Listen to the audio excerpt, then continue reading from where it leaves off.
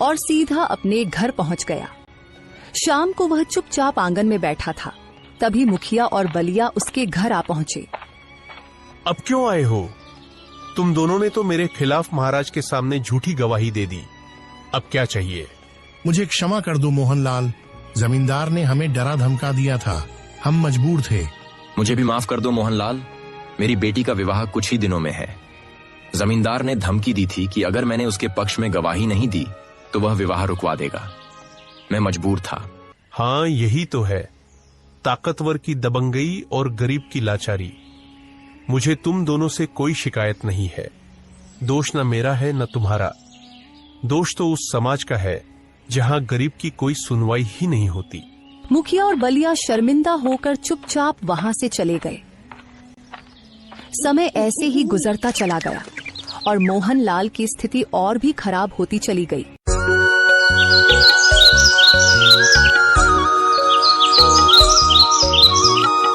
कब तक घर पर बैठे रहोगे? कुछ काम क्यों नहीं करते? मैं एक किसान हूँ, तुम ही बताओ खेती के अलावा और मैं क्या जानता हूँ। खेती की बात कर रहे हो? खेती अब बची ही कहाँ है। जाओ कोई और काम ढूंढो, वरना हमारी हालत और भी बिगड़ जाएगी। इस छोटे से गांव में मुझे कौन काम देगा? राधा, क्या बात करती हो? अगर यहाँ नहीं मिलेगा तो दूसरे गांव या राज्य में जाओ, कहीं ना कहीं रोजी रोटी तो मिलेगी। मोहनलाल कुछ देर सोच में डूब गया और फिर बोला, हाँ ठीक है, मैं वजनगर राज्य जाऊंगा, वहां मजदूरी ठीक मिलती है। तुम मेरे लिए कुछ रोटियां बना दो। घर में बस थोड़ा सा ही आटा बचा है, इससे सिर्फ एक ही रोटी बन सकती है और सब्जी के नाम पर कुछ भी नहीं है। मोहनलाल बहुत उदास लहजे में बोला, अगर वो भी मैं ले जाऊंगा तो तुम क्या खाओगे? मेरी चिंता मत करो, मैं पेड़ के पत्तों से किसी तरह गुजारा कर लूंगी। राधा ने एक रोटी बनाकर मोहनलाल को दी। मोहनलाल रोटी लेकर विजयनगर की ओर पैदल चल पड़ा। रास्ता एक घने जंगल से होकर गुजरता था। कुछ देर बाद रात गहराने लगी और मोहनलाल के पेट में भूख के मारे चूहे दौड़ने लगे। उसे बहुत तेज भूख लग रही थी। तभी उसकी नजर एक तालाब पर पड़ी। चलो, तालाब तो मिल गया, अब रोटी खाकर प्यास बुझाऊंगा, कुछ तो भला होगा। वह तालाब के पास गया, रोटी निकाली और उसे देखते हुए बोला, ये तो बस एक ही है, अगर मैं खा लूंगा तो मेरी भूख फिर भी नहीं मिटेगी। तभी तालाब के पानी में हलचल होने लगी। दरअसल इस तालाब में एक राक्षस का वास था। यह कौन खतरनाक जादूगर है जो मेरे ही तालाब के पास इतनी नरमी से कह रहा है कि खाने से क्या भला होगा? लगता है यह मुझे खाने की बात कर रहा है, मुझे कुछ तो करना पड़ेगा। तभी राक्षस तालाब से बाहर निकल आया। मुझे मत मारो, मैं इस तालाब में अकेला रहता हूँ, मैं दूसरों को खाता हूँ, तुम मुझे मत खाना, मुझे माफ कर दो। मोहनलाल पूरा मंजर समझ गया। उसने मन में सोचा, मैं तो रोटी की बात कर रहा था, ये सोच रहा है कि मैं उसे खाने वाला हूँ। चलो, यही भ्रम काम आएगा। ठीक है, मैं तुम्हें एक ही शर्त पर नहीं खाऊंगा, अगर तुम मुझे कोई ऐसी वस्तु दो जिससे मैं धनवान हो जाऊं, समझे? राक्षस तुरंत अपना हाथ टेढ़ी मेढ़ी दिशाओं में घुमाने लगा। अचानक रंग बिरंगी किरणों के साथ एक सुंदर और विचित्र पक्षी मोहनलाल के सामने प्रकट हो गया। इसे ले जाओ, तुम धनवान हो जाओगे। क्या बकवास कर रहे हो? इस छोटे से पक्षी से मैं कैसे धनवान बनूंगा?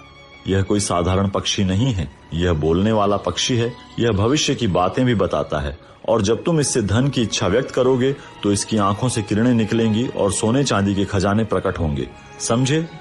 अच्छा, अगर ऐसा है तो यह पक्षी अब मेरा हुआ और तुम अपने तालाब में अब सुरक्षित रह सकते हो, ठीक है?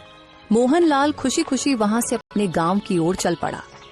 वह रास्ते भर मन ही मन सोचता रहा। राधा जब इस पक्षी के बारे में सुनेगी तो बहुत खुश हो जाएगी और जब मैं धनवान हो जाऊंगा तो किसी गरीब पर आंच नहीं आने दूंगा।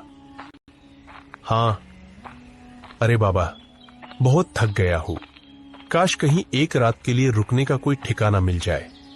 सर्दी भी बहुत बढ़ गई है। उस दिन हवेली में खास माहौल था। गीता के माता पिता मोहन और सरला कई दिनों बाद अपनी बेटी से मिलने आए थे। आज सब लोग एक साथ बैठकर रात का खाना खाने वाले थे। सब लोग खाने के लिए बैठे थे।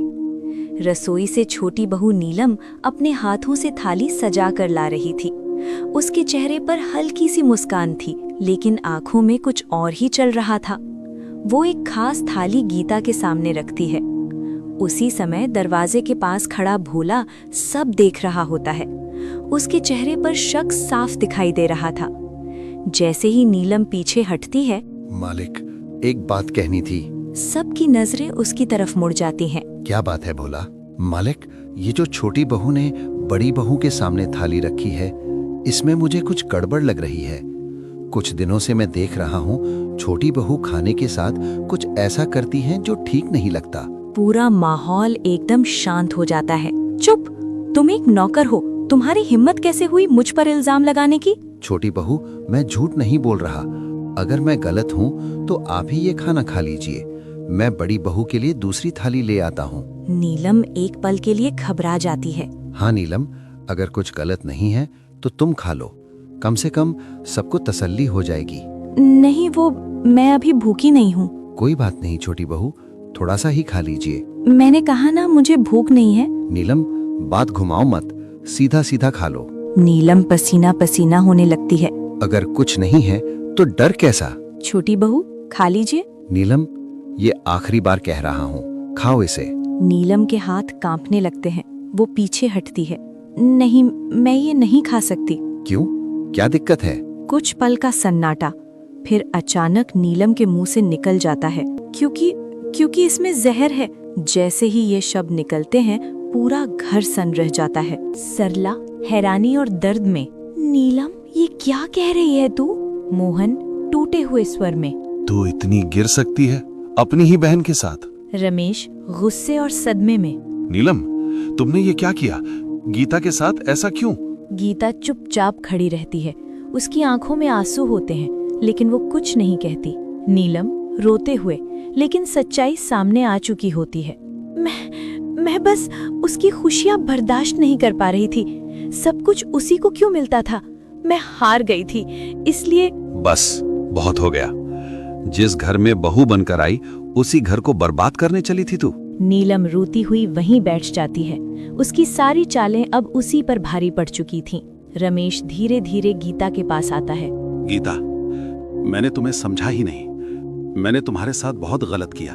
गीता आंसू पोंछते हुए धीरे से कहती है, गलती हर किसी से होती है, लेकिन उसे मान लेना ही सबसे बड़ी बात होती है। भोला और मीना एक तरफ खड़े होते हैं। उनके चेहरे पर संतोष होता है कि उन्होंने सही समय पर सच सामने ला दिया। सच चाहे जितना भी छुपाओ, एक दिन सामने आ ही जाता है। उस दिन के बाद हवेली में सब कुछ बदल गया।